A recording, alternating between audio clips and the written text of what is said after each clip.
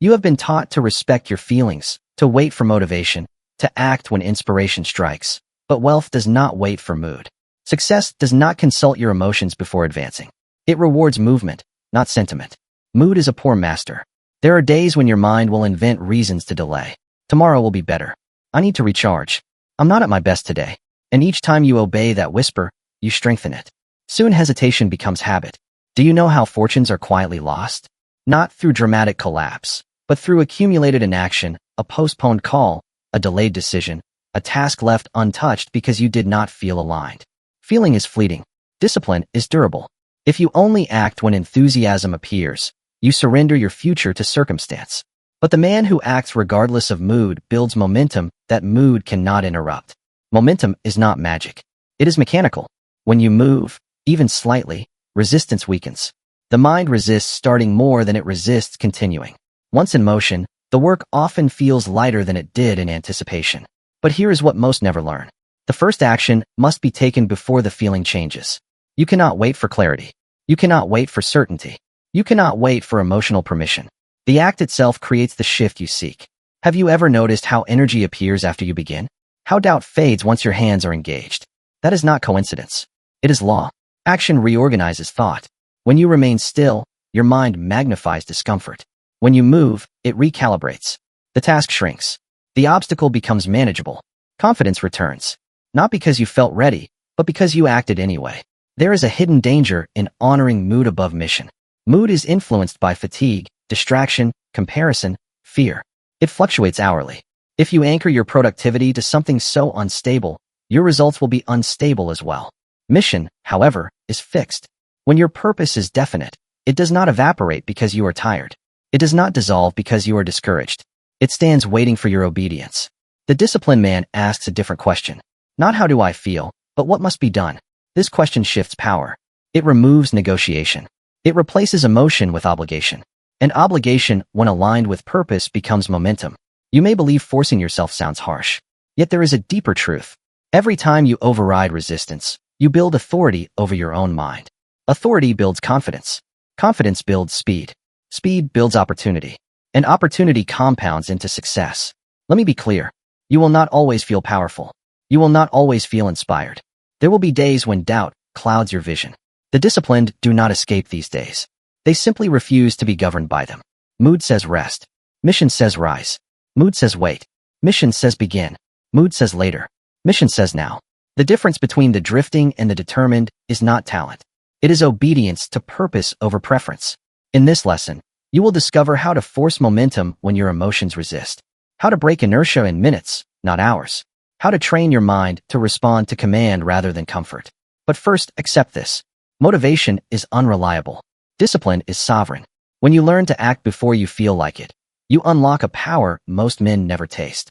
You no longer depend on circumstance for energy. You create energy through execution. That is how momentum begins. Not with inspiration, but with a decision. Let us begin with a truth most men resist. You have been trained to consult your feelings before you consult your duty. You have been told to wait until inspiration appears. You have been encouraged to act when enthusiasm is present and to rest when it is absent. This teaching is comforting, but it quietly weakens authority over self. Mood is unstable. It shifts with sleep, with food, with conversation, with memory. It is influenced by events that have nothing to do with your chief aim. If your productivity depends upon something so unstable, your results will reflect that instability. Mission, however, is fixed.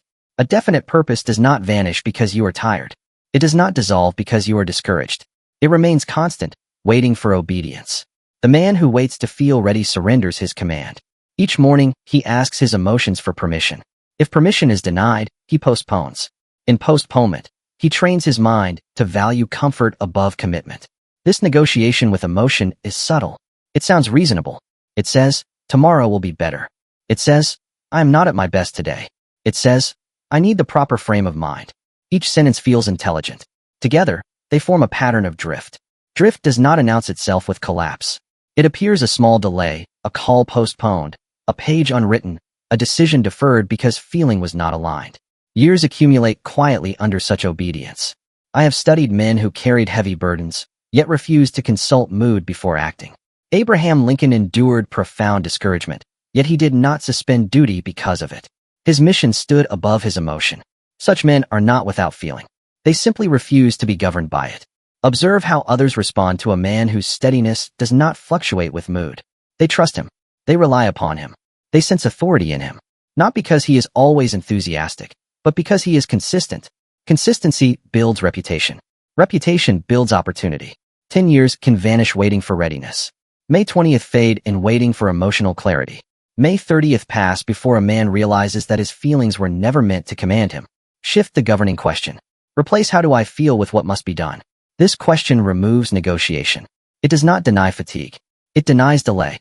There will be mornings when rising feels heavy. Rise anyway. There will be afternoons when effort feels difficult. Proceed anyway.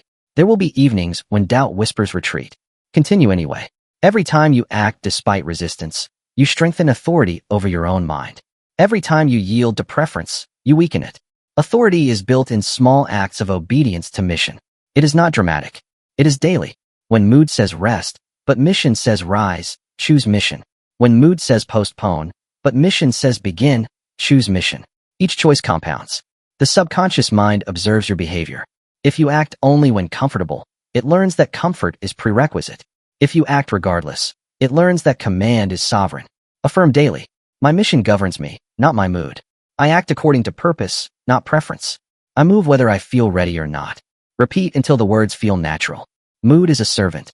It is not a sovereign. It may influence you briefly, but it must not direct you permanently. The difference between the drifting and the determined is not talent. It is obedience to purpose over preference. You may not always feel strong. You may not always feel inspired, but you can always act. Action is choice. Feeling is fluctuation. If you would save 10 years of hesitation, detach your productivity from emotion. Now if you would save 20, refuse to negotiate with mood again. If you would save 30, live permanently under mission rather than feeling. And this is where momentum begins. It's not an inspiration, but indecision. And decision, when repeated daily, creates a man who no longer asks permission from his own resistance. He rises, he acts, he builds, and his future is shaped not by feeling, but by command. Momentum is not a mystery. It is mechanical. A body at rest remains at rest until acted upon by force. A mind at rest remains in hesitation until acted upon by decision. The majority of men misunderstand this law. They assume they must feel energetic before they begin.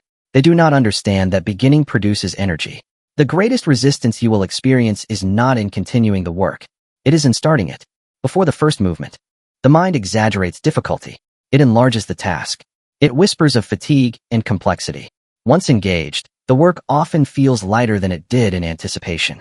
This is law. Action reorganizes thought. When you move, your mind recalibrates. It begins searching for ways to assist you rather than reasons to delay you. Doubt diminishes once the hands are engaged. Consider how many times reluctance vanished after you began. The page that seemed impossible became manageable. The conversation that felt intimidating became natural. The first 5 minutes dissolved the resistance of 50. Yet most men never experience this shift because they wait for the feeling to change before they act. They reverse the law. Thomas Edison did not wait for perfect clarity before experimenting. He acted, observed, adjusted, and acted again. His genius was not in waiting for inspiration. It was in beginning without it. Napoleon Hill did not wait for unanimous approval before constructing new models. He initiated movement and refined afterward. Clarity followed commitment. The mind magnifies tasks when idle. It shrinks them when engaged. This is why procrastination strengthens fear. Stillness feeds imagination. Movement disciplines it. 10 years can vanish waiting for readiness. 20 waiting for the right mood. 30 waiting for enthusiasm to return. Master initiation and you master momentum. Break inertia within minutes. Establish a rule. When resistance appears, act within 5 minutes. Make the call. Write the first sentence. Review the first page. Begin the smallest measurable act. Do not argue with yourself. Argument strengthens hesitation. Command eliminates it. The first movement need not be grand. It must be deliberate. Once in motion, continuation becomes easier than retreat. The subconscious mind responds to action as proof of commitment. When you begin promptly, it recognizes seriousness and releases energy accordingly. Energy often appears after engagement because the body and mind adjust to demand.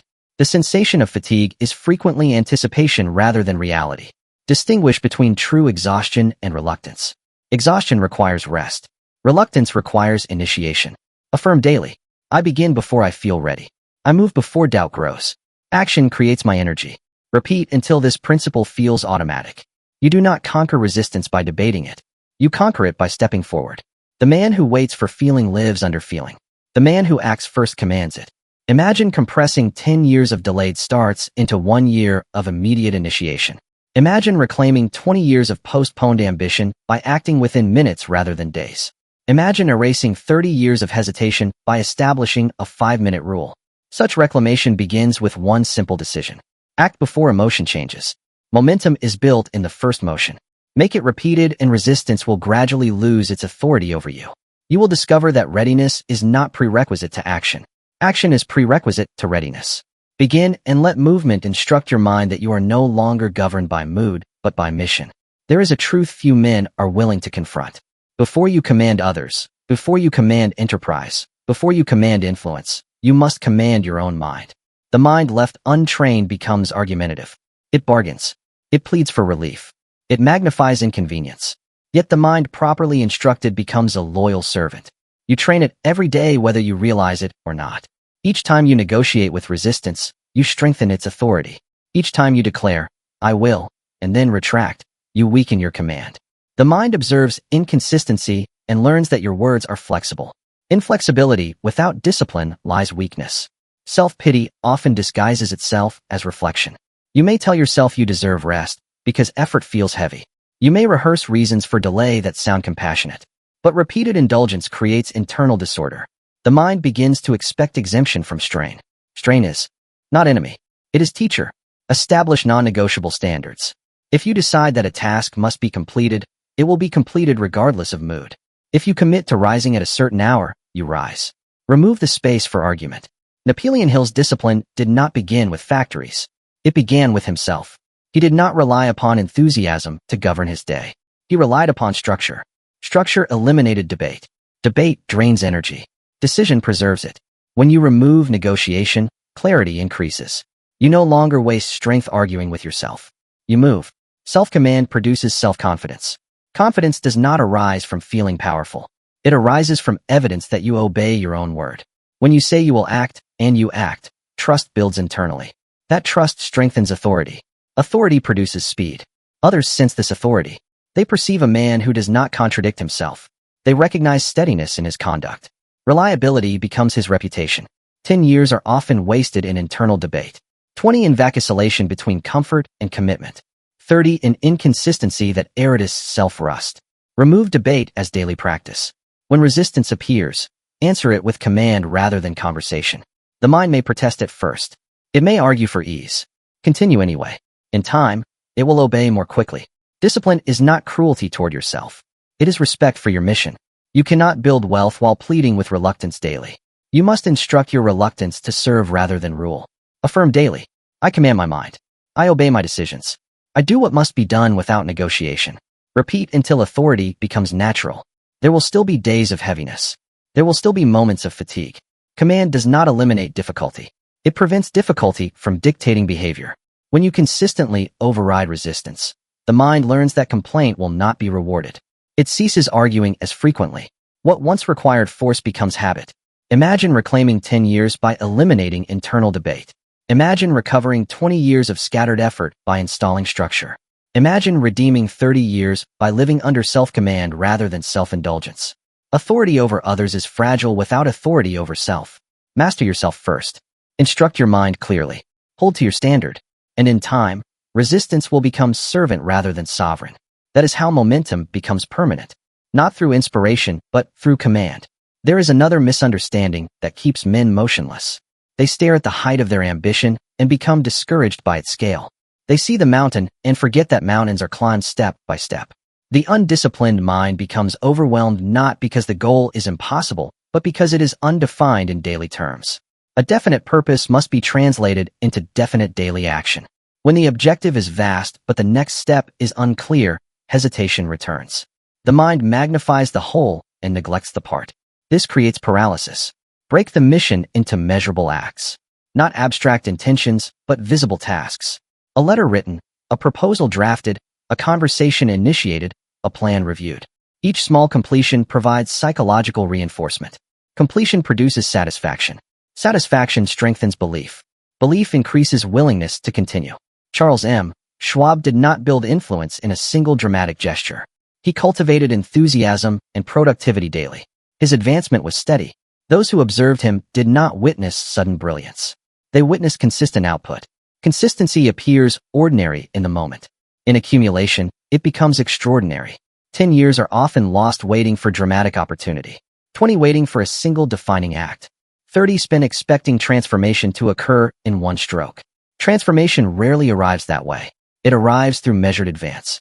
When you complete a small task aligned with your chief aim, you prove to yourself that progress is possible. When you complete another, you reinforce that proof. Over weeks, these acts accumulate into visible movement. Others begin to notice the change. They see steady growth rather than sporadic enthusiasm. They sense reliability rather than fluctuation. The man who advances daily does not require bursts of inspiration. He relies upon structure. At the end of each day, ask yourself, what measurable progress have I made? If the answer is unclear, the day was unstructured. Structure restores momentum. This does not require long hours. It requires focused, definite action. Small acts repeated become force. Force becomes influence. Influence becomes income. Do not underestimate the power of minor completion. A single letter may open connection. A single improvement may increase value. A single adjustment may multiply efficiency. The mind thrives on visible progress. Without it, discouragement creeps in. With it, persistence strengthens. Affirm daily. I complete small tasks faithfully. My steady progress becomes great power. Repeat until minor acts feel significant. Avoid the trap of waiting for grand opportunity. Grand opportunity often appears disguised as small duty. Imagine reclaiming 10 years by refusing to waste days without measurable advancement. Imagine compressing 20 years of scattered ambition into focused daily steps. Imagine redeeming 30 years of delay by adopting measured advance. Now the mountain remains large, but the step is manageable. Take the step, complete the act. Record the progress, and watch as steady accumulation creates momentum that mood cannot interrupt. Great force is rarely born in explosion. It is born in repetition. Repeat wisely. Advance daily. And let the law of measured advance carry you where enthusiasm alone never could. There will be hours when energy feels absent. This is not exception. It is certainty. The error most men make is assuming that action requires enthusiasm. They believe vitality must appear first. Yet in many cases, vitality follows effort rather than preceding it. Fatigue has two forms. One is physical and demands restoration. The other is mental resistance disguised as weariness. Wisdom lies in distinguishing between the two. True exhaustion improves with rest. Mental resistance improves with movement. When you begin despite heaviness, something subtle shifts. The mind adjusts to demand. Blood quickens. Attention sharpens. What felt impossible begins to feel manageable. If you surrender at the first sign of heaviness, you train your mind to associate discomfort with retreat. That association weakens authority. I have observed men who advanced most rapidly, not during seasons of ease, but during seasons of discouragement. They continued when enthusiasm was absent. They completed tasks without applause. They endured routine without recognition. Their strength was not dramatic. It was quiet. Others noticed this quiet endurance. They describe such men as dependable. They trust them with responsibility because they have seen them perform without excitement. 10 years are often lost yielding to mild fatigue. 20 to indulging every fluctuation of energy. 30 to confusing comfort with recovery. This does not mean denying the need for rest. Rest is essential, but rest must be deliberate, not impulsive. It must be scheduled, not negotiated at the first whisper of reluctance. Ask yourself, is this true exhaustion or is it resistance? If the body is genuinely depleted, restore it wisely. If it is reluctance, act. Movement frequently restores vitality. Begin with a small task. Engage your hands. Focus attention. Observe how heaviness often diminishes after initiation. Affirm daily. I act even when enthusiasm is absent. Movement restores my strength. I am stronger than temporary fatigue. Repeat until the words feel credible. The disciplined man does not wait for emotional energy. He manufactures momentum through obedience. In moments of heaviness, remind yourself of your chief aim. Reconnect effort with purpose. Fatigue shrinks when meaning increases. Imagine reclaiming 10 years by refusing to surrender to ordinary discouragement. Imagine reclaiming 20 by acting during dull seasons rather than postponing them. Imagine reclaiming 30 by developing endurance where others retreat. Endurance compounds, just as enthusiasm does. The man who works only when inspired will experience irregular progress. The man who works through discouragement will build steady ascent. Strength is not measured by how you perform when eager. It is measured by how you perform when reluctant. Choose performance. Let fatigue become training ground rather than excuse. And in time, you will discover that heaviness loses its authority over you. Momentum will carry you forward even when emotion falters. That is the mark of durable discipline. And durable discipline builds durable success. There is a quality that distinguishes the advancing man from the stagnant one. It is not always brilliance. It is not always superior resources. It is speed, not reckless speed, but prompt execution once decision has been made. Opportunity does not remain idle while you deliberate endlessly. It moves. It shifts. It presents itself briefly, then passes to the man prepared to act. Hesitation gives competitors time. It weakens position. It transforms advantage into regret. Many men disguise fear as refinement. They say they are polishing details. They claim they are perfecting their plan. Yet beneath this refinement often lies reluctance to expose themselves to risk. Perfectionism becomes a refined excuse. The decisive man understands that progress outruns polish. He moves with adequate preparation and improves while advancing. He does not wait for flawless conditions. Consider the builders of vast enterprises. They did not consult every critic before moving. They did not wait for unanimous approval. They advanced, adjusted, and advanced again. Urgency communicates seriousness. When you respond quickly to opportunity, others interpret it as confidence. They align with you because they sense direction. 10 years are lost in excessive refinement. 20 in revising what should have been released. 30 in polishing while others proceed. Measure your days by output rather than intention. It is not what you meant to do that compounds. It is what you completed. Speed does not require haste. It requires clarity followed by action without unnecessary pause. Eliminate the habit of postponing small acts. Return calls promptly.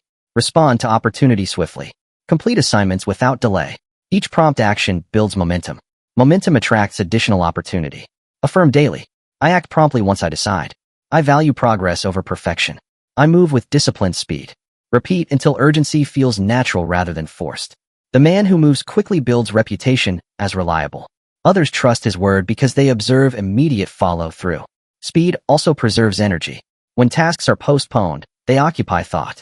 When completed promptly, they release mental space. Opportunity compounds for those who respond without delay. Imagine reclaiming 10 years by refusing to linger in refinement. Imagine reclaiming 20 by acting swiftly rather than hesitating. Imagine reclaiming 30 by living under disciplined urgency. You need not rush blindly. You must simply refuse to stall unnecessarily. Decision without speed weakens. Decision with prompt execution strengthens. Let your standard be this. Once decided, act. Reduce delay. Increase output. And allow disciplined speed to multiply your momentum beyond what mood or inspiration alone could ever accomplish. There is a stage beyond forcing yourself. In the beginning, you must override resistance consciously. You must command your mind, initiate movement, act despite mood, and complete small tasks deliberately. This requires effort. But if repeated long enough, effort transforms into identity. What was once forced becomes natural. You cease asking whether you feel like it. You cease debating whether to begin. You cease negotiating with comfort. You act because you are the man who acts. Character is nothing more than repeated obedience to principle. When you obey your mission daily, mission becomes character. When character forms, discipline no longer feels external. It feels inherent. Temporary discipline produces temporary results. A permanent standard produces permanent momentum. Many men search for a season. They act intensely when inspired, then retreat when enthusiasm fades. Their progress resembles waves. The man who becomes the standard resembles a rising tide. Others begin to notice something different in you. They do not necessarily see dramatic emotion. They see steadiness. They see follow-th through. They observe that your conduct does not depend upon applause. This steadiness builds confidence in others. They trust you with responsibility because you have proven consistency. Confidence also builds within. You no longer question whether you will act. You know you will. That certainty reduces internal conflict. Energy once spent debating is now spent producing. Years accumulate differently under such a standard. 10 years saved by eliminating the cycles of surge and collapse. 20 saved by sustaining motion during dull seasons. 30 saved by living under permanent discipline rather than temporary inspiration. Momentum once established deeply requires protection. Complacency threatens progress as much as resistance once did. Guard against relaxation that erred as standard. Revisit your purpose regularly. Reaffirm your commitment daily. Continue small acts of measured advance. Maintain speed without recklessness. Endure fatigue without surrender. Command your mind without cruelty. Integrate every principle. Act before feeling. Initiate within minutes. Command without negotiation. Complete small tasks daily. Work through discouragement. Move with speed once decided. Live under standard rather than mood. When these habits unite, momentum becomes identity. Identity shapes destiny. You will still experience moments of resistance, yet they will no longer govern you. They will be noticed and overridden swiftly. Others may describe you as driven. They may call you disciplined. They may wonder how you maintain energy. The truth is simple. You no longer wait for feeling to lead. You lead. Affirm daily. I act regardless of mood. I honor my purpose above preference. I live in steady motion. Repeat until it reflects your life. Imagine compressing 10 years of drift into 1 year of disciplined momentum. Imagine reclaiming 20 years of delay by installing permanent standards. Imagine erasing 30 years of inconsistency by becoming the man who moves daily. This is how momentum is forced. And this is how it becomes natural. Not by waiting, not by hoping, but by commanding action until action becomes habit. Habit becomes character, and character becomes success. Mood may fluctuate. Circumstance may change. But the man who has become the standard remains steady, and steadiness sustained across years builds fortunes that enthusiasm alone never could. There is a final truth I must leave with you, and it is this. The world does not measure you by your intentions, nor by your feelings, nor by the depth of your private ambition. It measures you by movement. Quiet, repeated, disciplined movement. The man who learns to move when he does not feel like it separates himself from the multitude more decisively than the man who merely dreams with intensity. You have now seen the pattern. Mood fluctuates. Resistance appears. Fatigue whispers. Doubt suggests postponement. These are not unusual conditions. They are universal. The difference between the drifting and the determined is not the absence of such whispers. It is the refusal to obey them. Most men live governed by emotional weather. If the sky within is clear, they advance. If clouds gather, they retreat. Years pass beneath this unstable climate. They wonder why progress feels irregular. They blame circumstance. They do not see that they surrendered command to feeling long ago. The disciplined man establishes a different order. He does not deny that clouds appear. He simply refuses to anchor his direction to them. He asks, what must be done? And then he does it. This question repeated daily has built enterprises, reputations, and influence across generations. Consider how different your life would appear had you acted promptly every time resistance first appeared. How many postponed calls would have become alliances? How many unwritten pages would have become ideas of value? How many delayed decisions would have become turning points? 10 years can be consumed by hesitation so subtle it feels harmless. 20 years may dissolve under the habit of later. May 30th pass beneath the illusion that tomorrow will offer stronger motivation. Tomorrow rarely offers anything different from today unless you decide differently. The saving of time is not accomplished through haste. It is accomplished through refusal to delay. When you eliminate negotiation with mood, you compress time. You achieve in 1 year what others stretch across 5. You build in 5 what others require 15 to assemble. This compression is not magical. It is mechanical. Movement accumulates. Inaction accumulates as well. Both compound. The question is not whether you will compound. It is what you will compound. When you rise despite reluctance, you invest in strength. When you begin before feeling changes, you invest in speed. When you complete small tasks daily, you invest in structure. When you command your mind rather than consult it, you invest in authority. These investments mature quietly. At first, no one applauds your discipline. There is no ceremony for rising early when you feel heavy. There is no audience for writing when enthusiasm is absent. There is no crowd observing your refusal to postpone. Yet, this is precisely why the habit is powerful. It builds character without distraction. Character built privately becomes influence expressed publicly. You will notice something as you persist. Resistance begins to lose its sharpness. Tasks that once required force become routine. The debate within grows shorter. The interval between decision and action narrows. Momentum, once forced, becomes familiar. This familiarity is dangerous if misunderstood. It may tempt you toward complacency. Guard against it. The same law that builds momentum can erode it if neglected. Continue to reaffirm your mission. Continue to measure your days by output. Continue to act before emotion shifts. You are not striving for temporary discipline. You are constructing identity. Identity governs behavior more reliably than inspiration ever could. When you see yourself as a man who acts regardless of mood, your conduct aligns automatically. You do not ask whether to begin, you begin. You do not debate whether to continue, you continue. This is the transformation from effort to standard. Observe the men history remembers for achievement. They were not free from discouragement. They were not immune to fatigue. They were not perpetually inspired. They simply refused to surrender their schedule to emotion. They lived under command rather than preference. This is available to you, not through brilliance and not through sudden revelation, through repetition. Repetition installs belief. Belief shapes expectation. Expectation influences performance. Performance produces result.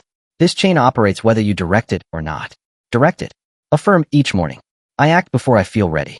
I complete what I begin. I honor my purpose above comfort.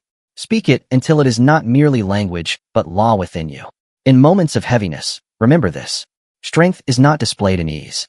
It is forged in reluctance. The hour you most wish to delay is often the hour that most strengthens you if obeyed. The majority never tastes this strengthening because they retreat too soon. They assume resistance signals incapacity. It signals opportunity for growth. When you push through even slightly, you prove to yourself that resistance is not sovereign. That proof accumulates. Self-rust grows. Self-rust reduces fear. Reduced fear increases speed. Speed creates advantage. Advantage attracts opportunity. Opportunity multiplies. Income. Income expands influence. Influence increases responsibility. Responsibility demands further discipline. Thus, the cycle continues upward. Break the cycle at hesitation and it collapses. Sustain it at action and it expands. If you would save 10 years, begin acting within minutes rather than days. If you would save 20, eliminate negotiation with mood permanently. If you would save 30, make obedience to purpose your identity rather than your aspiration. The world does not withhold success from you because you lack desire. It withholds it because you delay execution. Remove delay and watch what changes. There will still be seasons of discouragement. There will still be tasks that feel heavy. There will still be days when enthusiasm fades. But you will not fade with it. You will act anyway. And in acting anyway, you will discover a truth most never encounter. Energy often appears after obedience. Confidence follows completion. Clarity emerges through motion. You were never waiting for motivation. You were waiting for decision. Decide daily. Move daily or complete daily. Let others wait for feeling. You act under command. And in years to come, when others wonder how you advanced so steadily, you will know the answer was never dramatic. You simply moved when you did not feel like it. Again and again until movement became your nature and your nature became success.